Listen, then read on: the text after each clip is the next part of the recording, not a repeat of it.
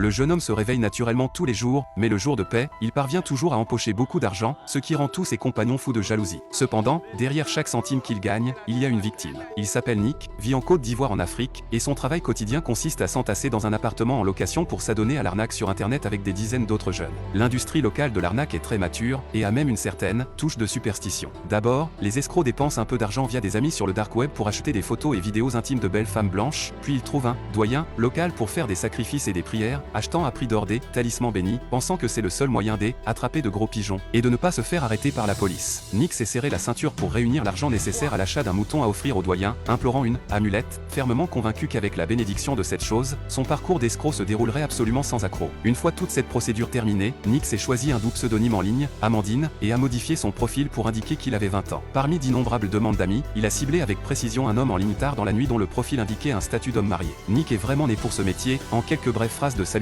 seulement, il a compris que son interlocuteur était un homme français d'âge moyen, riche, en manque d'amour et fantaisiste. Michel ne savait pas non plus que la douce et adorable Amandine, de l'autre côté de l'écran n'était pas du tout une belle jeune femme, mais un pauvre jeune homme vivant loin dans un bidonville africain. Ainsi, une arnaque aux sentiments en ligne franchissant des milliers de kilomètres et basée sur une fausse identité a officiellement commencé. Au début de leur conversation, les techniques de communication de Nick faisaient de lui un véritable maître des sentiments, chaque phrase touchant précisément toutes les faiblesses de Michel. Quand il disait élever des vaches dans une ferme, Nick répondait immédiatement que seuls ceux qui gagnent de l'argent de leurs propres mains ont du charme. Quand Michel se plaignait de son mariage malheureux, Nick abondait dans son sens en disant qu'une telle femme ne savait pas du tout apprécier un homme aussi bien que lui. Lorsqu'il se trouvait trop vieux, Nick répondait tout de suite avec coquetterie que les hommes mûrs et posés sont les plus fiables. Après s'être peu à peu familiarisé, Nick est également entré dans le vif du sujet. Il a menti en prétendant que son père venait de mourir et qu'il voulait rentrer chez lui mais n'avait pas d'argent pour acheter un billet d'avion. Michel a immédiatement déclaré qu'il pouvait l'aider. Aïe! Il mord. Comme c'était leur première transaction, Nick craignait qu'en demandant trop, il ne fasse fuir le gros poisson, alors il a réclamé 1000 €. Face à un internaute qu'il n'avait jamais rencontré, Michel a manifestement hésité un peu. De son côté, Nick a semblé s'en rendre compte et a décidé de lui envoyer un petit bonus sans hésitation. Face à cet enchaînement d'astuces, Michel est tombé instantanément sous le charme, se rendant dans une banque voisine dès la sortie du travail pour transférer 1000 € sur le compte fourni par Nick. L'argent en main, Nick a également commencé à prendre la grosse tête. Le soir, il a acheté de nouvelles tenues à tous ses amis et est allé faire de grosses dépenses dans un bar. Sous les flatteries de l'animateur, la vanité de Nick a été extrêmement satisfaite. Les 1000 € ont également été rapidement dilapidés par ce gars. Pour obtenir plus d'argent, Nick se connectait ponctuellement tous les jours, accompagnant Michel en discutant tard dans la nuit sans jamais manquer à l'appel, et peu importe ce que l'autre disait, il répondait sérieusement. Ayant vécu plus de la moitié de sa vie, c'était la première fois que Michel se sentait autant valorisé et traité avec autant de douceur. Il pensait avoir rencontré le seul véritable amour de sa vie et était également convaincu que cette fille nommée Amandine était son âme sœur, la seule lumière dans sa vie morne. Mais ce que Michel ignorait, c'est que derrière l'écran, Nick voulait seulement le presser comme un citron jusqu'au dernier centime. Grâce à sa performance magistrale, Nick a rapidement réussi à obtenir 2000 € supplémentaires. Cependant, cette fois-ci, il n'a pas continué à flamber, mais a utilisé l'argent de l'escroquerie pour acheter une grosse bague en diamant, s'apprêtant à demander en mariage la fille qu'il préférait. Mais la fille s'est avérée bien plus matérialiste qu'il ne l'imaginait, affirmant que sans 100 ou 80 000, il n'y avait même pas à y penser. N'ayant pas le choix, Nick ne pouvait que placer ses espoirs en Michel, son ticket de repas à long terme. Ce jour-là, il a envoyé une autre photo de lui-même, en train de se faire tabasser, disant qu'il avait des dettes auprès d'usuriers et qu'il avait été battu par cette bande. En voyant cela, Michel a immédiatement demandé à se rencontrer, avec une seule idée en tête, tant que Amandine accepterait de venir en France pour le voir, il serait prêt à tout sacrifier. Michel était tellement aveuglé par l'amour qu'il a perdu tout discernement élémentaire, n'a jamais pensé à vérifier la véracité de cette histoire, et n'a jamais douté de l'identité de l'autre personne.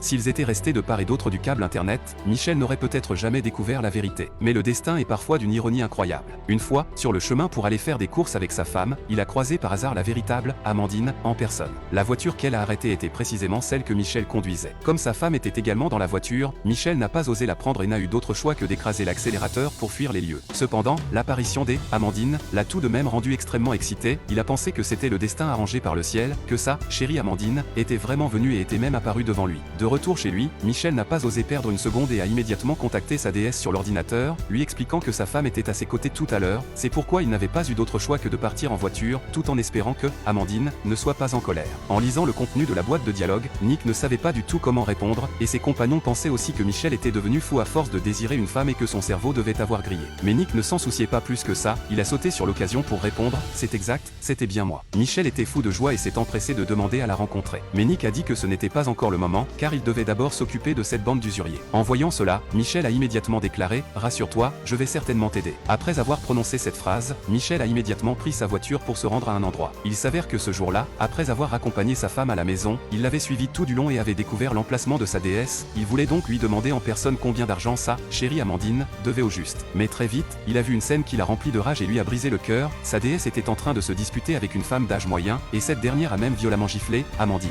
Michel a instantanément eu le cœur brisé, pensant à tort que cette amie intime était la créancière d', Amandine, et la méchante personne qui martyrisait sa chérie. Ce soir-là, Michel a suivi cette femme. Sur une route de montagne balayée par la tempête de neige, il a garé sa voiture en travers devant celle de la femme. La femme a d'abord cru avoir affaire à un fou, mais la seconde suivante, Michel a tendu les deux mains et a fermement serré son cou. Après quelques luttes, son interlocutrice a cessé de respirer. Michel a jeté le cadavre à l'entrée d'une ferme, puis a envoyé un message à Amandine, la personne qui te tyrannisait, je m'en suis occupé pour toi. Nous pouvons enfin être ensemble. Derrière l'écran, Nick était complètement abasourdi. Les deux personnes, séparées par le réseau, l'un se croyant un héros et l'autre pensant n'être qu'un escroc, avaient pourtant commis ensemble un meurtre. C'est à ce moment-là que la police a fait une descente dans la planque de Nick, arrêtant l'ensemble du personnel impliqué dans la fraude électronique, y compris lui. Au poste de police, Nick a tout avoué, et les inspecteurs ont également informé Michel de la situation de leur côté, en lui disant que Amandine était un escroc et qu'elle avait déjà été arrêtée. Bien sûr, Michel n'y a pas cru. Il a conduit toute la nuit pour trouver la véritable Amandine. Vous êtes qui?